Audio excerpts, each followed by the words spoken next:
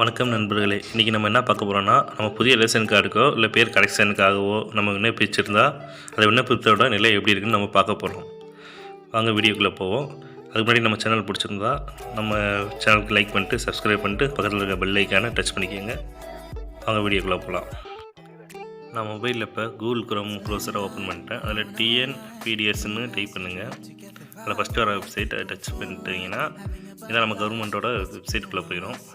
அதுக்கு முன்னாடி நம்ம மொபைல் யூஸ் பண்ணால் டெஸ்க்டாப் சைட்டில் தான் இருக்கிறீங்களான்னு ஒரு தடவை செக் பண்ணிக்கோங்க. அப்படியே கீழே ஸ்க்ரோல் பண்ணிட்டு வந்துட்டிங்கன்னா இங்கே இன்னொன்று விண்ணப்பத்தின் நிலைன்னு இருக்கும். அதை டச் பண்ணணும்.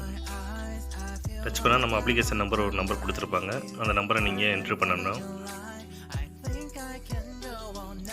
நான் அந்த நம்பரை என்ட்ரு பண்ணுறேன். என்ட்ரு பண்ணிட்டு இல்லை பதிவு செய்யணும் இருக்கும். அதை டச் பண்ணிங்கன்னா முன்னே அட்டையோட விண்ணப்பத்தின் நிலை என்னன்னு தெரிய வரும். இப்போ எனக்கு பார்த்திங்கன்னா புது அட்டையை அப்ளை பண்ணியிருந்தோம்.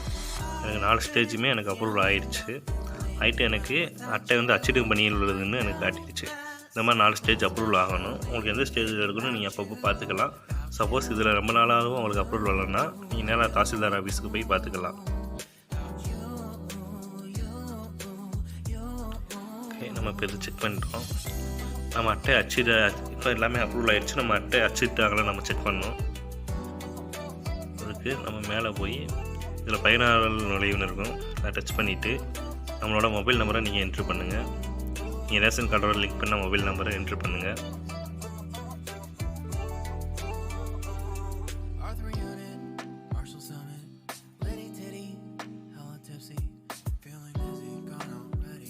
என்ட்ரு பண்ணிட்டு அந்த கேப்சாவை டைப் பண்ணுங்கள். டைப் பண்ணால் உங்களோட மொபைல் நம்பருக்கு ஓடிபி கிடைக்கும். இந்த ஓடிபிக்காக வெயிட் பண்ணி அந்த ஓடிபி நீங்கள் என்ட்ரு பண்ணணும். அந்த ஓடிபிக்கு 300 செகண்ட் தான் டைம் கொடுத்துருப்பாங்க. ஒன்ஸ் உங்கள் மொபைலுக்கு ஓடிபி வந்தோடனே அந்த ஓடிபியை நீங்கள் என்ட்ரு பண்ணி பதிவு செய்ய ஆரம்பிச்சுங்க. உங்களுக்கு வெப்சைட்டுக்குள்ளே உங்களோட லிங்க் ஓப்பன் ஆகிரும். உங்களோட பேஜ் ஓப்பன் ஆகிரும்.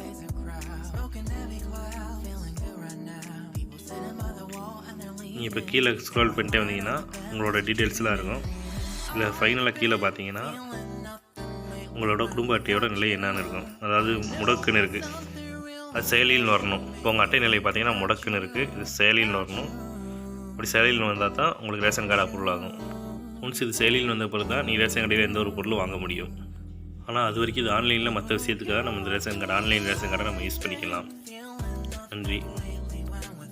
இது பார்த்திங்கன்னா புதிய அட்டைக்கு மட்டும் இல்லை, பேர் நீக்கம் பண்ணியிருந்தாலும் பேர் சேர்த்துருந்தாலும் எந்த ஒரு இதுக்குமே இந்த இதில் போய் செக் பண்ணிக்கலாம். நன்றி.